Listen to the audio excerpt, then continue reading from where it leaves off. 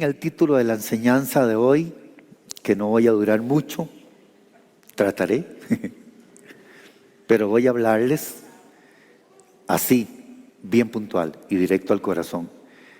Mis enseñanzas son experiencias mías con Dios. Algo que escuché, algo que viví, algo que oí en la semana. A alguien Dios usó para dirigirme a hablar de esto. Siempre es así. No es que yo digo, ay, tengo que predicar el domingo. ¿Qué voy a predicar el domingo? Desde Génesis hasta Apocalipsis. Donde caiga el dedo, ahí voy a predicar. Así no es. Es por una vivencia, es por un sentir en el corazón. Es porque Dios nos habla, es porque Dios nos ministra, es porque Dios nos inquieta, es porque el Espíritu Santo nos dirige a darle una palabra a la iglesia que te haga crecer y ser un mejor hombre, una mejor mujer para Dios. Amén. Entonces esta enseñanza se llama así. Representar correctamente a Dios es el llamado más alto. Nosotros somos representantes del reino. El reino no es un anuncio, el reino es un estilo de vida. Y ese que está ahí parece que es Moisés, ¿verdad? Y entonces de eso se trata lo que vamos a hablar hoy. Porque en toda la Escritura Dios muestra una verdad que es innegociable. Es que Él cuida celosamente cómo nosotros representamos su carácter. Ponga atención a esto. ¿Cómo yo conozco el carácter de Dios? Lo conozco porque en toda la revelación de la palabra de Dios, desde Génesis hasta Apocalipsis, está revelado el carácter de Dios. ¿Cómo yo conozco a Dios? ¿Cómo yo conozco su carácter? Por medio de su palabra. Entonces es innegociable que lo representemos mal. Nosotros tenemos una gran responsabilidad en esta tierra. Representar bien a Dios donde quiera que estemos. Donde quiera que usted vaya, donde quiera que usted esté. Es más, hasta en una conversación que se convierte en discusión y que de pronto usted se enoja y que se le suben los colores a la cara y que le agarra tembladera de lo bravo que está, acuérdese que tiene que representar bien a Dios aún en ese momento. En todo momento. Porque usted y yo somos representantes de Dios. Y la gente ve en usted el carácter de Dios. Así tiene que verlo. El carácter de Dios. La gente tiene que ver en usted un corazón restaurador. La gente tiene que ver en usted una persona que ama. La gente tiene que ver en usted una persona que perdona. La gente tiene que ver en usted un esposo que ama, un esposo que es fiel, un esposo que camina en el temor de Dios, una esposa que es ayuda idónea, una mujer que es consejera, una mujer que es santa, una mujer que es buena. Eso es representar a Dios correctamente. Eso es manifestar el carácter de Dios en la vida de cada uno de nosotros. Y es lo que el mundo ve. Es lo que el mundo ve. O sea, esta es una responsabilidad muy grande. Que no nada más fui a la iglesia, escuché al pastor, ya me salgo de la frecuencia y sigo la vida normal. Ya viene el lunes, ya viene la semana, ya soy otro, ahora hasta el otro domingo. No, señor. Usted representa a Dios donde quiera que vaya. Porque Dios, eso es lo que está mirando y eso es lo que está esperando. Usted sabe que hay un versículo bíblico que está en Santiago capítulo 4, versículo 5, que es maravilloso, que a mí ese versículo me impacta. Santiago capítulo 4, versículo 5. Mire lo que dice Santiago capítulo 4, versículo 5. Dice, ¿o pensáis que la Escritura dice en vano, el Espíritu que Él ha hecho morar en nosotros nos anhela celosamente? ¿Cómo será eso? Miren que es una pregunta. Santiago 4, 5. ¿O pensáis que la Escritura dice en vano que el Espíritu que Él ha hecho morar en nosotros nos anhela celosamente? ¿Cómo puedes comprender que el Espíritu Santo te anhela celosamente? Este celo no es el celo de la carne, es el celo de mostrar verdaderamente su carácter en nosotros. Ese anhelo celosamente significa Dios te quiere solo para Él. No te comparte con el mundo, no te comparte con nada. Dios no quiere porcentajes en tu vida. Dios quiere totalidades. Y entonces me encontré, buscando este versículo, que algunos teólogos le llaman la rosa en el desierto a este versículo. Es como que vayas caminando por un desierto donde no hay árboles, donde no hay agua, solo es arena y roca y no hay una sola sombra, y te encuentres una rosa hermosa en el desierto. Así dicen los teólogos que es este versículo. Y entonces yo me encontré una versión de la Biblia, de este versículo, que dice algo aún más impresionante. Dice: ¿o ignoráis que la Escritura dice que el Espíritu que Él hizo habitar en nosotros suspira por nosotros con celos envidiosos? Oiga qué expresión. Que el Espíritu que Él hizo habitar en nosotros suspira por nosotros con celos envidiosos. Lógicamente, esta expresión celos envidiosos, usted no lo puede entender en la norma de lo que dice Pablo de la carne. Lo que está hablando es el deseo de posesión de Dios, el deseo de poseernos totalmente, el deseo de que nuestra voluntad sea una con la voluntad de Él, el deseo de que nosotros aprendamos por la inteligencia y nuestra capacidad cognitiva y la intuición, que Dios lo que quiere es que seas uno con Él, en pensamiento, en voluntad, en obediencia, uno con Él.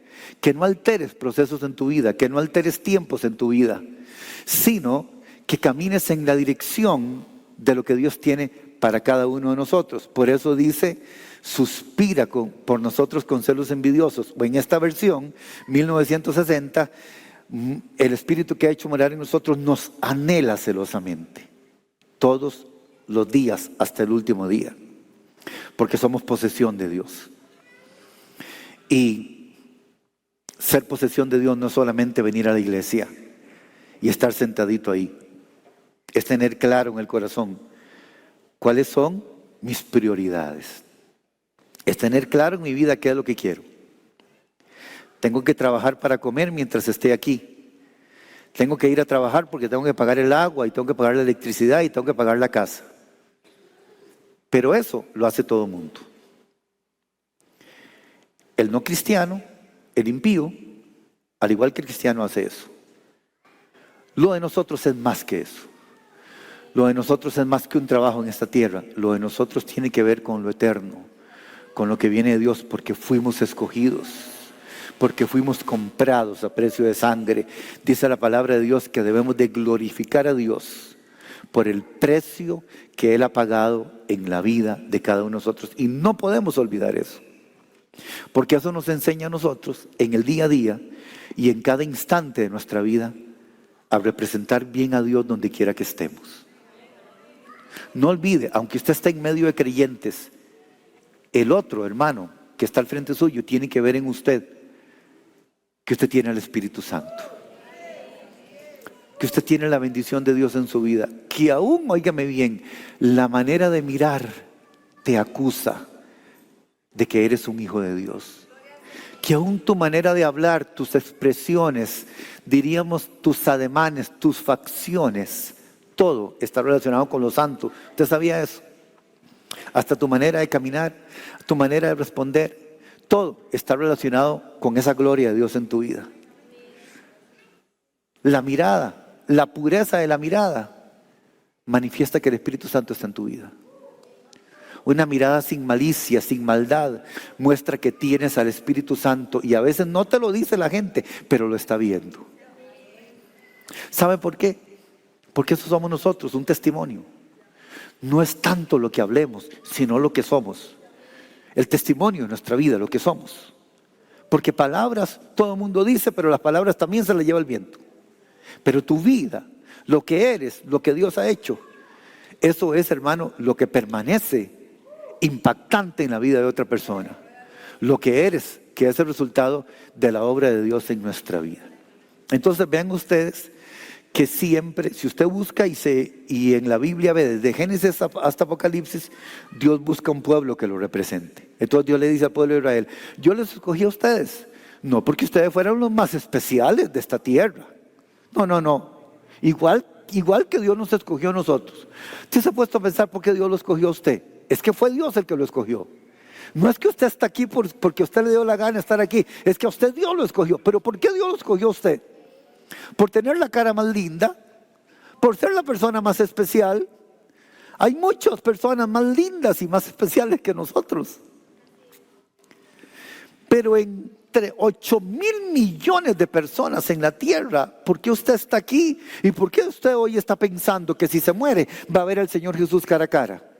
¿Sabe por qué? Porque Dios lo escogió a usted. Eso no fue un asunto de elección mía, sino de Él. ¿Sabe por qué? Porque Dios ha buscado siempre, a través de la historia de la humanidad, alguien que lo represente bien. Y por eso nos escogió. Usted tiene que representar bien a Dios delante de sus hijos, usted tiene que representar bien a Dios delante de sus hermanos, usted tiene que representar bien a Dios delante de su familia, usted tiene que representar bien a Dios delante de las personas en su entorno familiar, donde quiera que usted vaya. Usted tiene que representar a Dios correctamente, porque para eso Dios te llamó, para eso Dios te escogió, para que lo representes. Entonces la pregunta es: ¿cómo lo estamos haciendo? ¿Lo estamos haciendo correctamente? Porque alguien dice: no, para ser cristiano como aquel me quedo mejor así como estoy. Eso es lamentable, escuchar eso es lamentable, porque eso significa que esa persona no está representando bien a Dios, y como no representa bien a Dios, nadie quiere ser como él. Pero Dios le dice al pueblo de Israel: yo los escogí a ustedes no por ser ustedes los mejores y los más lindos, sino por misericordia los escogí, para que fueran un pueblo santo. Es exactamente lo mismo que Dios nos habla hoy. Para que fuesen un pueblo santo, un pueblo apartado para mí, un pueblo que me ame, un pueblo que camine conmigo, un pueblo que ponga una prioridad en su vida, que es el mismo reino de Dios. Entonces, las implicaciones son impresionantes. Son impresionantes. Porque de todos los ejemplos en la Biblia, ninguno es tan fuerte como lo que sucedió en Cades Barnea, que fue el episodio de Moisés. Ninguno es tan fuerte, porque Moisés golpeó la roca en vez de hablarle. Él no tenía que golpear la roca en ese momento. Y quiero darles una enseñanza sobre esto para que quede bien guardado en la vida de cada uno de estos. Tal vez este acto de Moisés, y usted dirá al igual que yo lo he dicho: pero qué raro, no es tan grave como para que no entrara a la tierra prometida. No es tan grave lo que Moisés hizo.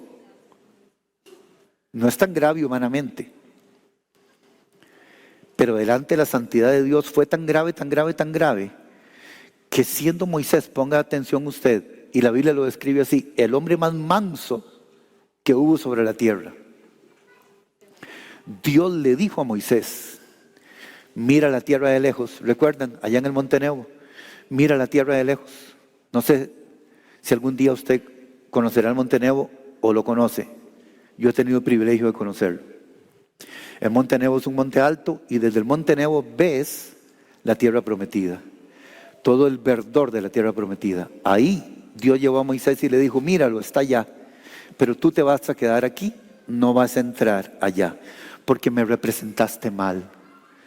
Cuando tuviste la oportunidad de representarme bien, no lo hiciste. Me representaste mal, y por eso no tendrás el privilegio de entrar a la tierra prometida. Números capítulo 20, versículo 12. ¿Qué dice Números 20, 12? Para que lo noten ahí, para que vayamos haciendo rapidito un esquema rápido de el paralelo bíblico tan maravilloso que tenemos en la revelación del Espíritu Santo. Y Jehová dijo a Moisés y a Aarón: por cuanto no creísteis en mí. Oiga qué fuerte esto. No creísteis en mí para santificarme delante de los hijos de Israel.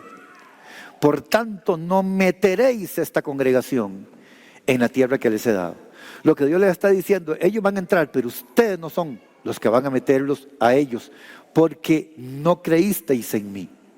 Ahora, es maravilloso, porque este episodio de la roca nos habla del carácter de Dios en contraposición con el carácter del hombre.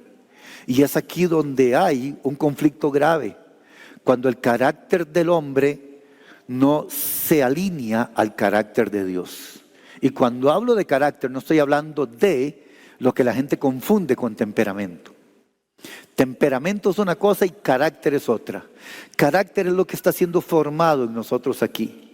Carácter es lo que Dios está haciendo todos los días y permite que pasemos por cosas, cada uno individualmente, para formarte por dentro.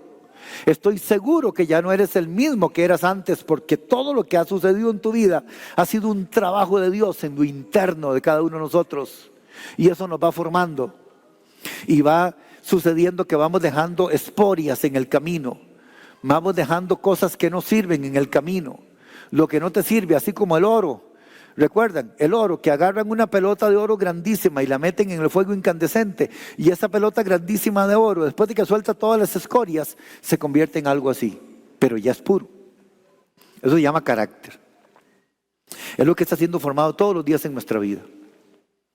Es lo que Dios permite que pase por aquí, por allá, por allá, por allá, porque está formándote interiormente un verdadero hombre y una verdadera mujer conforme a su propósito. Se llama carácter. Entonces, hay una ambivalencia entre el carácter de Dios y el carácter humano. Y es aquí donde está el problema. El problema está justamente en esto.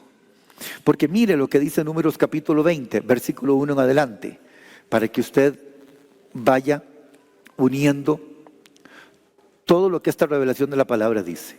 Dice, llegaron los hijos de Israel, toda la congregación al desierto de Zin en el mes primero, y acampó el pueblo en Cades, y allí murió María, y allí fue sepultada. ¿Cuál María? La hermana de Moisés. Y porque no había agua para la congregación, se juntaron contra Moisés y Aarón, toda la congregación. Versículo 3 ahora. Y habló el pueblo contra Moisés diciendo, ojalá hubiéramos muerto cuando perecieron nuestros hermanos delante de Jehová. Ellos seguían con la queja. Esa es una contraposición del carácter humano con el carácter de Dios, la queja. Cada vez que te quejas, tienes que entender que tu carácter no es el mismo el carácter de Dios. Tu carácter es humano, es una forma temporal de ver la vida, la queja. Eso muestra que no está cimentado el carácter de Dios en tu vida.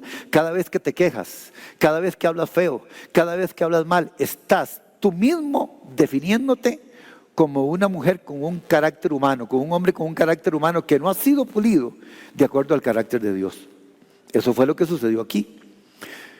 Y hacen una pregunta, ¿por qué hiciste venir a la congregación de Jehová a este desierto? ¿Para que muramos aquí nosotros y nuestras bestias? ¿Y por qué nos has hecho subir de Egipto para traernos a este mal lugar? No es lugar de cementera, de higueras, de viñas, ni de granadas, ni aún de agua para beber.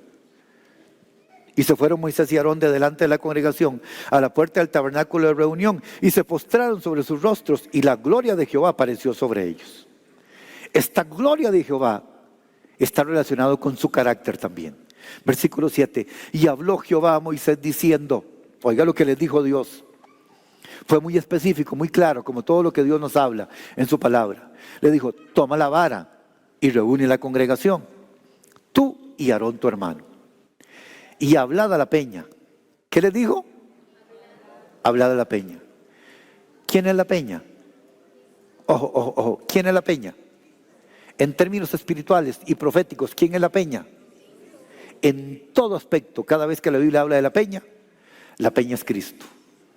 Vaya trayendo revelación a su vida. Diga, el Espíritu Santo, háblame sobre esto.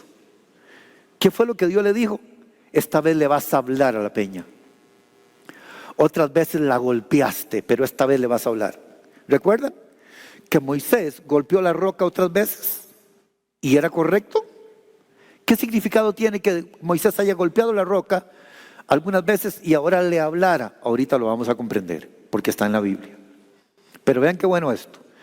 Toma la vara y reúne la congregación, tú y Aarón tu hermano, y hablad a la peña a vista de ellos, y ella dará su agua. Ya Dios lo había dicho, háblele a la peña y ella dará su agua. Y les sacarás aguas de la peña, y darás de beber a la congregación, dice, y a sus bestias. Eso fue lo que Dios dijo claramente. Entonces Moisés tomó la vara de delante de Jehová, como él le mandó. Vean el problema aquí. Y reunieron Moisés y Aarón a la congregación de delante de la peña. Y les dijo: oíd ahora, rebeldes. ¿Qué pasó aquí? ¿Saben qué pasó aquí? Que ya el carácter de Moisés se salió totalmente de la dirección misma de entender el carácter de Dios. Mire cómo él habla. Está hablando ya con el hígado. Dice: oíd ahora, rebeldes. Ya con solo eso usted se da cuenta que ya el hombre está mal. Y Aarón tiene que dar cuenta porque era el sacerdote. Moisés es el líder y Aarón el sacerdote. O sea, los dos estaban en el paquete. Dice: ¿os hemos de hacer salir agua de esta peña? ¿Qué es esa expresión? Vuelva otra vez al 10. ¿Qué es esa expresión? ¿Os hemos de hacer salir agua de esta peña? Esa pregunta pone en duda el carácter de Dios. El carácter de Dios me enseña que Dios todo puede hacerlo y que no hay para Dios nada imposible. Y aunque Dios a veces para nosotros tarde, Dios siempre llega en el momento preciso. Nunca llega antes, nunca llega después, Dios siempre llega a tiempo. ¿Oyó? Diga esto conmigo: Dios nunca llega tarde, Dios nunca llega antes, Dios siempre llega a tiempo. ¿Verdad? Entonces él hace una pregunta: ¿os hemos de hacer salir aguas de esta peña? Moisés cayó en obstinación. Vean el 11. Entonces alzó Moisés su mano, imagínenselo, ¿y qué hizo? Golpeó la peña, como otras veces lo había hecho. Acuérdense que peña es roca alta, ¿verdad? Peña es una roca alta. Peña no es lo que usted piensa, es una roca alta. Puso mis pies sobre peña y en las alturas me hizo andar. Eso significa peña, una roca alta, una roca grande. Él golpeó la peña con su vara. ¿Cuántas veces? 2 veces. Pero esta vez no tenía que golpearla 2 veces. ¿Qué sucedió cuando golpeó la peña 2 veces? ¿Qué dice la Biblia? Que salieron muchas aguas. Entonces Dios estaba de acuerdo. Porque Dios le había dicho que le hablara y él la golpeó 2 veces, pero mire, salió agua. Y si la peña es un símbolo del que está sentado en su trono, del que murió por nosotros en la cruz del Calvario y que ahora está en gloria, ¿habría Dios de faltar a su palabra aunque con rebeldía Moisés lo hizo? Creo que no. Porque en todo sentido aquí la peña es Cristo. ¿Vieron la belleza de cómo la palabra de Dios guarda un paralelismo perfecto con la figura de Cristo desde Génesis hasta Apocalipsis? Dice: y salieron muchas aguas y bebió la congregación y sus bestias. ¿Estaba Dios de acuerdo? No. Muchas veces porque las cosas sucedan no es porque Dios esté de acuerdo. No. Y a veces creemos que sí. Para entender que Dios está de acuerdo, yo tengo que entender que mi carácter tiene que ser sometido al carácter de Dios y fusionarse en uno. Y esto no fue lo que pasó aquí. Vean el 12 ahora. Y Jehová dijo a Moisés y a Aarón: por cuanto no creísteis en mí. Pero mire que ya había salido agua. Si por cuanto no creísteis en mí para santificarme delante de los hijos de Israel, por tanto no meteréis toda esta congregación en la tierra. O sea, Dios explica aquí directamente: por cuanto no creísteis en mí para santificarme. Hay 3 cosas que quiero que usted anote aquí, que son enseñanzas profundas para nosotros. No creer es negar su carácter. Otra vez, no creer es negar su carácter. Cada vez que no crees, niega su carácter. Si pones la palabra de Dios en duda, estás negando el carácter de Dios. Estas fueron las 3 fallas que están en el versículo 12. Ahí está en la pantalla para que lo anote. Pero quiero que usted entienda esto. Cada vez que no creemos lo que la palabra de Dios dice, estamos negando el carácter de Dios. Porque el carácter de Dios es uno, perfecto y sólido. El carácter de Dios no tiene variación. Así como Dios es inmutable, su carácter es inmutable. Si Dios lo dijo, sucederá. Y punto. No soy quien para negarlo y no soy quien para dudarlo. Entonces miren, primera falla. Negó el carácter fiel y veraz de Dios. Esa fue la primera falla. Dios es fiel. Y Moisés no lo vio de esa manera. Número 2, Dios no miente. Esos son rasgos de su carácter. Número 1, Dios es fiel, Dios no miente. Recuerde que una cosa son los atributos y otra cosa son las manifestaciones de su carácter. Los atributos, Dios es omnipresente, Dios es omnisciente, Dios es omnipotente, Dios es santo, justo, bueno, soberano. Y luego hay otros atributos más que son atributos que se derivan de todos estos que son fundamentales. Dios es inmutable, Dios es fiel y todo esto. Pero los rasgos del carácter son diferentes. Y un rasgo del carácter de Dios es fiel. El otro es Dios no miente y el otro es Dios cumple lo que habla. Isaías 55:11. Dios es fiel, Dios no miente y Él cumple lo que dice. Eso tiene que ver con el carácter de Dios. Y si yo lo entiendo, estoy en una, entonces mi carácter está fusionado al carácter de Dios. Dios es fiel, Dios no miente y Dios cumple lo que dice. Así será mi palabra que sale de mi boca, Isaías 55:11. No volverá a mí vacía, sino que hará lo que yo quiero. Y será prosperada en aquello para que le envíe. Ojo este versículo, márquelo en la Biblia. Isaías 55:11 habla del carácter de Dios. Así es mi palabra que salió de mi boca, no volverá nunca a mí vacía. La palabra que salió de la boca de Dios producirá el efecto por la cual Dios la envió. Nunca volverá sin tener cumplimiento. Eso tiene que ver con el carácter. ¿Vieron? Era suficiente con hablarle, porque la palabra que había salido de la boca de Dios era para que tuviera cumplimiento. No había que golpearla. Había que representar bien el carácter de Dios. Entonces, estas tres cosas: Dios es fiel, Dios no miente, Dios cumple lo que habla, Dios cumple lo que ha dicho. Santificar a Dios, porque dice, no me santificaste delante de mi pueblo, significa mostrar a Dios como Él es. Y esto es lo que para nosotros significa representar a Dios sin distorsionar su carácter. Cuando lo representamos mal, estamos distorsionando el carácter de Dios ante los demás.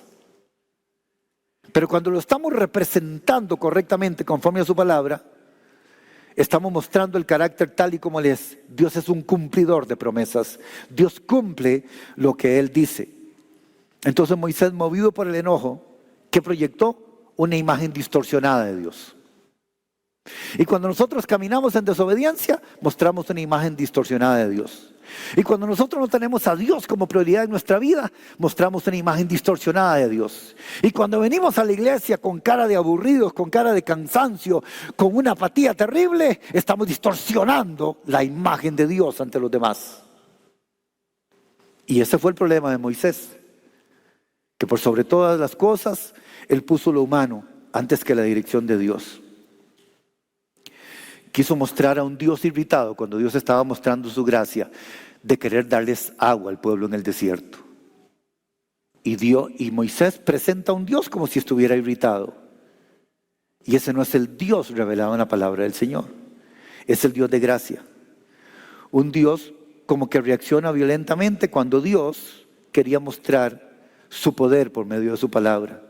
Un Dios que actúa como el hombre. No, Dios no actúa como el hombre. Dios quería revelar su santidad en medio de su pueblo.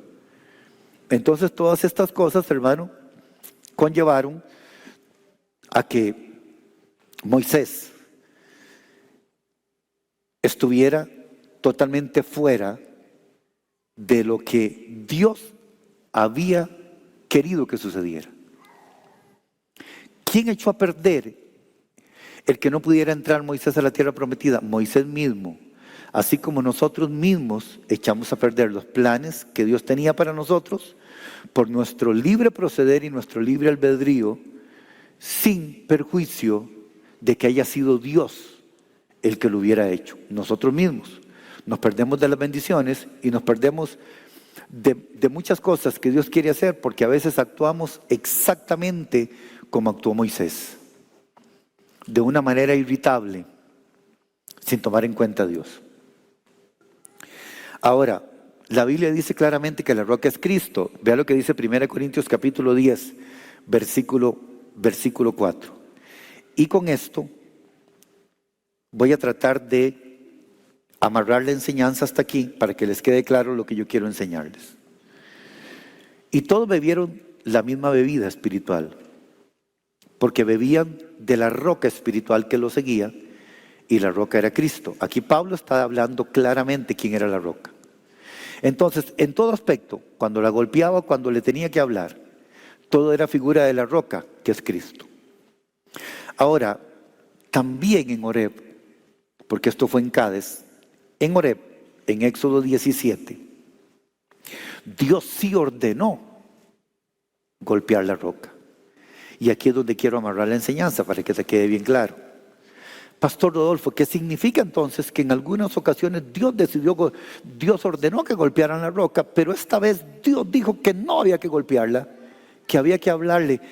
¿Qué significa eso en la Biblia? ¿De qué nos está hablando Dios? ¿Qué figura tiene esto con Cristo? ¿Qué nos enseña a nosotros en este camino y en este peregrinaje mientras nos encontramos cara a cara con Dios? Algo extraordinario que tiene que ver con nuestra vida. Ojo lo que dice Éxodo 17:6. Y aquí yo estaré delante de ti allí sobre la peña en Horeb. ¿Cuál es la peña?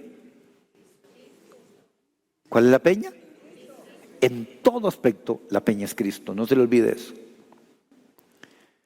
Era una peña, una roca alta,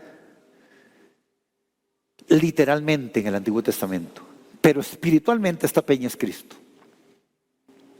Aquí yo estaré delante de ti, allí sobre la peña en Horeb. ¿Y qué le dijo Dios? Golpeará la peña. ¿Vieron? Aquí le dijo, la vas a golpear. Golpeará la peña y saldrán de ella aguas. Y beberá el pueblo. ¿Y qué dice la Biblia? Y Moisés lo hizo así en presencia de los ancianos. Aquí estuvo bien. ¿Por qué estuvo bien? Porque era lo que Dios había dicho. ¿Por qué Dios ordenó golpear la roca en esta ocasión? Porque la roca simboliza a Cristo. Y la palabra de cumplimiento esto está en Isaías capítulo 53, versículo 1 al 5. Todo esto era una figura profética. El golpear la roca era una figura profética. Era Dios mostrando su carácter y hablando anticipadamente lo que sucedería en el nuevo pacto mediante su Hijo Jesucristo. ¿Por qué eso de ir a la iglesia? Ay no, mami, ahora el mundo es diferente. Todo ha cambiado. Usted es la única anticuada. Ahora todo se ha modernizado. Ahora ya no son las cosas como antes. Dios nos conoce a todos. Dios conoce todo acerca de nosotros. Y sin embargo Dios nos sigue amando. Esa es la manera de pensar hoy de algunas generaciones. Eso tiene que ver con golpear la roca. Cada vez que no quieres que intervenga Dios en tu vida para moldearte, para cambiarte, para dirigirte y para redirigirte. Porque muchas veces necesitamos que nos dirija y otras veces que nos redirija. Cada vez que cierras tu oído y tu atención a algo que tienes muy claro, Dios te está diciendo, ese no es tu propósito, eso no es lo que quiero para ti, esa no es la dirección para ti, para eso no fue lo que te llamé. Estás distorsionando el plan, estás cerrando en el camino y sigues haciéndolo, estás golpeando la roca. Estás poniendo en vano el sacrificio de Cristo en tu vida. Cada vez que queremos hacer las cosas a nuestra manera, entendiendo, porque al final sabemos que ese no es el camino, pero intentamos siempre caminar por ese camino. Porque somos testarudos. Nos gusta hacer por una manera innata o inherente justamente lo que Dios ha dicho que no hagamos. Y sabes muy bien que ese no es el camino, pero lo sigues caminando. Y sabes muy bien que ese no es el propósito, pero sigues metiendo la cabeza ahí. Hasta que te lleves el bombazo vas a entender. Porque golpear la roca es negar el sacrificio de Cristo. Y cada vez que hago las cosas a mi manera, estoy negando el sacrificio de Cristo en mi vida. Este fue el problema serio de Moisés. Y ese problema de Moisés se extiende a nosotros hoy. Moisés golpeó la roca literalmente 2 veces. Y nosotros espiritualmente la seguimos golpeando cada vez que quieres hacer las cosas a tu manera. Cada vez que no aceptas consejo, alguien te dice, mira, no es por ahí. No sigas haciendo eso. Los réditos no van a ser buenos. Las consecuencias no van a ser buenas. La factura va a ser más cara. Te van a cobrar con intereses. Eso no es lo que Dios quiere para ti. Estás cerrando al blanco. Estás saliéndote del propósito, pero sigues haciéndolo. Estás golpeando la roca. Eso es algo que Dios no pasa por alto. Aunque a veces el silencio de Dios nos quiera a nosotros hacer pensar que todo está bien. Todo está bien, Dios no ha dicho nada. Dios también habla en sus silencios. Y cada uno de los que estamos aquí sabe. Cada uno. Porque cada uno tiene una vida delante de Dios. Cada uno de ustedes sabe si está golpeando la roca o si le está hablando. Cada uno de los que estamos aquí sabemos cómo estamos representando a Dios en nuestra vida. No importan los años ni cuánto has servido. Y si te sabes la Biblia desde Génesis hasta mapas, eso no importa. Lo que importa es tu relación diaria con Dios todos los días. Lo que importa es cómo estás tratando con la roca todos los días. Eso es lo que importa. No tanto lo que hablemos. Ni siquiera lo que hagamos. Porque podemos hacer muchas cosas. Alguien puede venir aquí y tocar el teclado magistralmente, pero está golpeando la roca. O alguien puede venir aquí y cantar maravillosamente bien, pero está golpeando la roca. O alguien puede venir y tocar esa batería maravillosamente bien, pero está golpeando la roca. Alguien puede venir aquí y predicar el mensaje de mayor revelación, pero está golpeando la roca. Cada vez que la golpeo, estoy negando el sacrificio de Cristo en mi vida. Cada vez que golpeo la roca, atento contra el propósito eterno de Dios. ¿Para qué te escogió Dios? ¿Por qué Dios te escogió desde antes de la fundación del mundo? ¿Por qué fuiste santificado del vientre de tu madre? ¿Por qué a pesar de tantas cosas que han sucedido, aún permaneces en el Señor? Porque hay un propósito eterno. Pero si sigues golpeando la roca, puede ser que no entres. Si sigues golpeando la roca, puede ser que te digan, mira allá todo, pero no vas a formar parte de esto. Porque golpeaste la roca y al golpear la roca, tú mismo te saliste del propósito. Entonces, golpear la roca 2 veces simboliza: 1, negar la suficiencia del sacrificio de Cristo. 2, es una representación equivocada de la gracia. Otra vez, golpear la roca es una representación equivocada de la gracia. Y número 3, es una distorsión del carácter de Dios. Por eso fue tan grave. Por eso fue tan grave. Y por eso Dios no lo pasó por alto. Y hasta decimos, oh, Moisés, ¿verdad? Si hubiera esperado Moisés. No, es que eso mismo Moisés nos pasa a nosotros hoy, si no entendemos que toda nuestra vida es del Señor. Ya basta de las apariencias, hermano. Aparentar cualquiera puede y hablar bonito cualquiera habla. Pero el hablar bonito tiene que ir acompañado de vida. Siempre. Porque hablar bonito cualquiera habla. Usted no ha visto en redes sociales. Hay un montón de gente que habla bonito y tiene un montón de seguidores porque habla bonito. Una cosa es hablar bonito y otra cosa es hablarle a la roca. Cuando le hablas a la roca, lo que hablas tiene congruencia con tu vida. Cuando golpeas la roca simplemente hablas, pero no hay congruencia de vida, porque la estás golpeando cuando debías de hablarle. Y termino con Ezequiel capítulo 36 versículo 23, y ahora sí termino de verdad. Ezequiel 36, 23, y ahí les dejo el versículo. ¿Qué dice?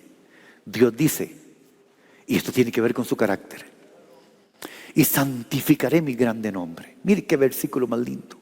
Y santificaré mi grande nombre, profanado entre las naciones, ¿Cómo Dios puede santificar su nombre profanado en las naciones? Por aquellos que aprenden a hablarle a la roca. Santificaré mi gran nombre, profanado entre las naciones, el cual profanasteis vosotros en medio de ellas.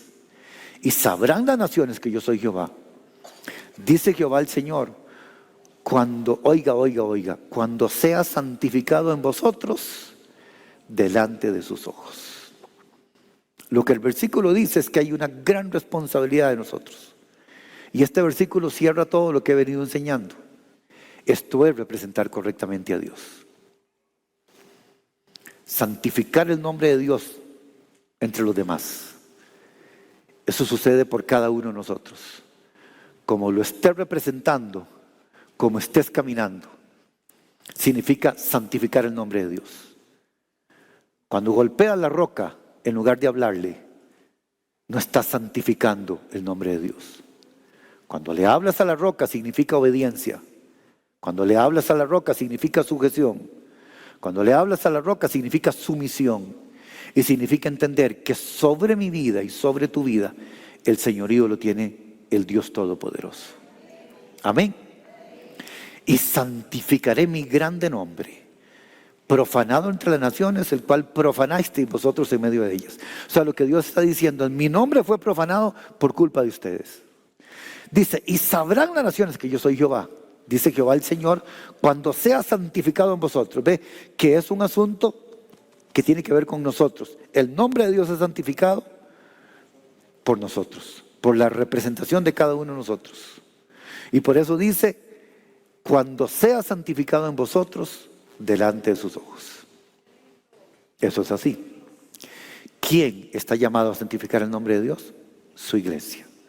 Usted está llamado a santificar el nombre de Dios en su casa, en su familia, en su trabajo, con sus amigos, con los vecinos, en el lugar donde usted vive, en su entorno diario. Ese es el llamado de Dios para usted. Santifique el nombre de Dios todos los días. Aprenda a hablarle a la roca. Ya no hay que golpearla, hay que hablarle. Y hablarle significa representar a Dios correctamente en todo lo que hacemos. Póngase de pie.